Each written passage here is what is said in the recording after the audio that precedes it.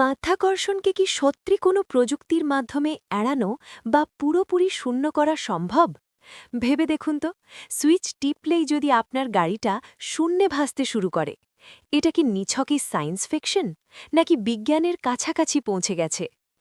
বিজ্ঞানের দুনিয়ায় এই জাদুকরী ধারণার নাম অ্যান্টিগ্র্যাভিটি, অর্থাৎ এমন এক প্রযুক্তি যা পৃথিবীর টানকে সম্পূর্ণ উল্টে দেবে।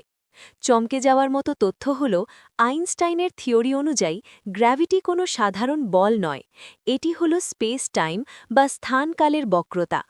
তাই অ্যান্টিগ্র্যাভিটি তৈরি করতে হলে আমাদের স্পেস টাইমকে উল্টো দিকে বাঁকাতে হবে। আর এর জন্য প্রয়োজন নেগেটিভ মাস বা ঋণাত্মক ভরের এক অদ্ভুত পদার্থ, যা এখনও মানুষের ধরাছোঁয়ার বাইরে। একবার চোখ বন্ধ করে ভাবুন, আপনার শহরের ফ্লাইওভার বা রাস্তার কোনো দরকার নেই। বিশাল এক চুম্বকের বিকর্ষণের মতো শত শত গাড়ি আর ট্রেন কোনো শব্দ ছাড়াই মাটি থেকে কয়েক ফুট ওপরে হাওয়ায় ভেসে শহরের বুক চিরে ছুটে চলেছে।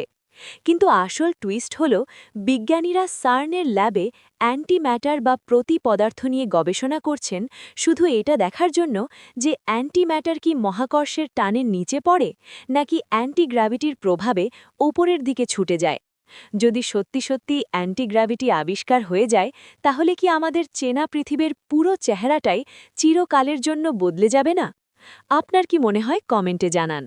আর এমন সব বিজ্ঞান রহস্য জানতে সায়েন্স টক সাবস্ক্রাইব করুন।